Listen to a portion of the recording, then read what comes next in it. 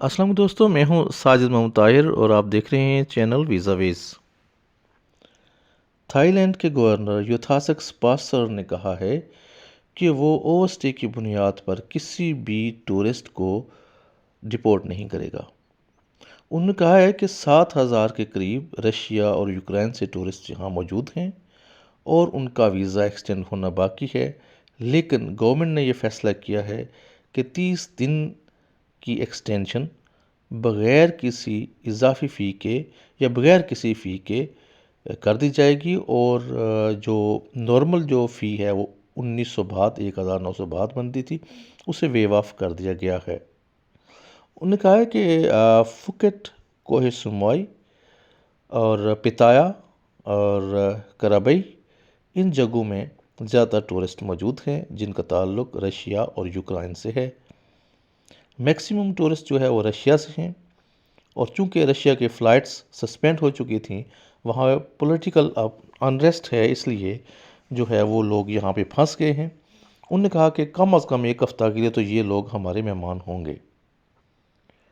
उन्होंने ये भी कहा है कि क्योंकि जो टूर एजेंसीज़ इन लोगों को लाई थी और इन लोगों के साथ, इन टूरिस्ट के साथ डील कर रही थी, उन का तरीक़ाकार यही था कि वो क्रेडिट कार्ड को बतौर ज़मानत उनका नंबर रखते थे और जो भी उनकी कास्ट टूर की होती थी वो फिर उसमें से डिडक्ट कर लेते थे। लेकिन अनफॉर्चुनेटली रशिया के जो क्रेडिट कार्ड्स हैं वो ब्लॉक कर दिए गए हैं, तो इसलिए एक नया मसला खड़ा हो गया है।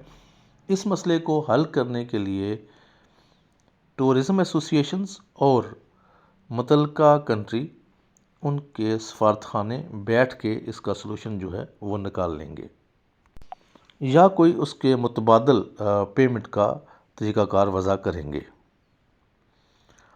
हेल्थ इंश्योरेंस से भी मदद मिल सकती है। इस वक्त 19 लोग जो हैं वो बतौर पेशेंट कोविड-19 हॉस्पिटल्स के अंदर हैं और उनको हेल्थ इंश्योरेंस कवर करेगी।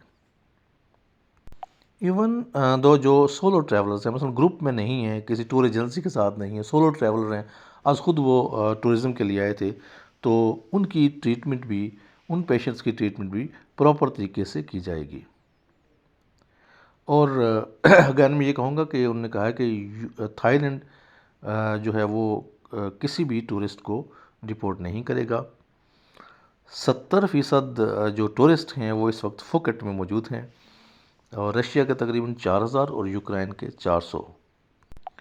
साथ साथ ये इंदिया भी दिया गया है कि अगर कोई सियासी पनाह की दरख्वास्त देगा, और यानी कि जिस तरह नॉर्मली होता है कि टेम्परेरी तौर पे, आर्जी तौर पे सियासी पनाह की दरख्वास्त दी जाती है कि मुल्क के हालात ठीक नहीं है, वहाँ उनका जाना ख़तरे में है, तो फिर उन्होंने कहा जी कि सियासी पनाह उनको दी जाएगी।